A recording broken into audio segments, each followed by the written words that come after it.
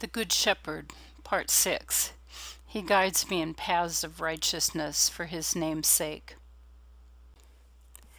Sheep are unique among all livestock varieties in that they need the most careful handling and detailed instruction.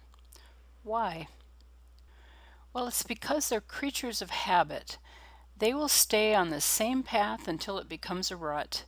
They will graze on the same hills until they become like desert wastelands. They will pollute their own ground until it's so full of parasites and disease that they get sick and die. Now, the way to prevent all this is for the shepherd to keep his sheep on the move. He must have a predetermined plan that keeps the flock grazing on fresh pasture land and drinking from clean water. This plan dominates all his decisions.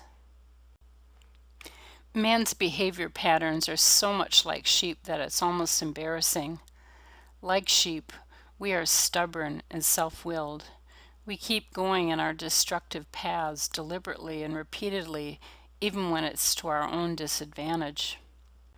Proverbs 14:12 says it like this: "There is a way that seems right to a man, but in the end it leads to death." You can contrast that with what Jesus said, "I am the way, the truth, and the life."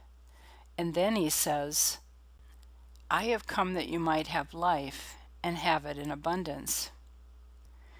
The truth is that most of us don't want to come to Jesus, and we don't want to follow him either. Something about that just goes against our grain. We know what we want and where we're going, even though we can't see the cliff we are soon to fall from.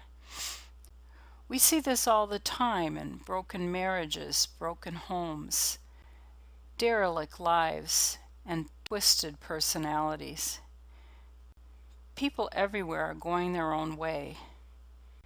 It's leaving us with a sick and selfish society that is a path to ruin.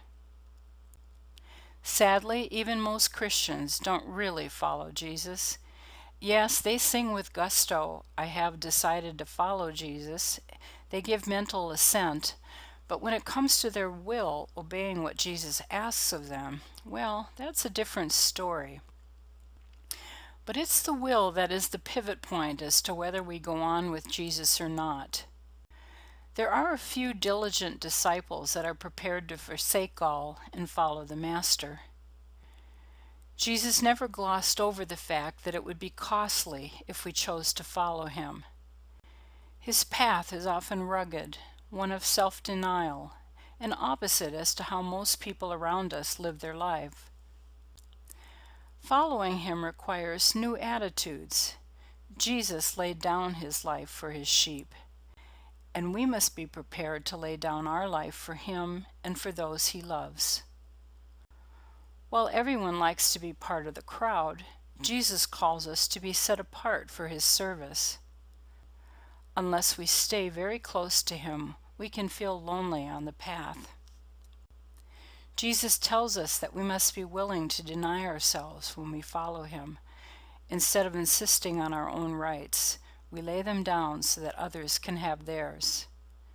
Instead of being the boss, we are willing to be the bottom of the heap. Instead of finding fault with life, we develop an attitude of gratitude for everything Jesus allows to come our way.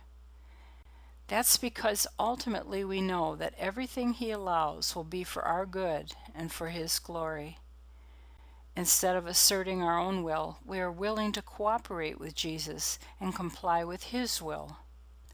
That means taking up our cross daily. It's a cross that God gives each of us, usually in the form of certain people arranged to be in our lives. Instead of choosing my way, I am willing to follow Christ's way. For he wants to walk with us in every part of life. Jesus knows it will be hard, and that's why he gives us his Spirit. Receiving Christ's Spirit into our own is the power we need to live for Jesus and to obey him. It's his power within us that enables us to fulfill our purpose.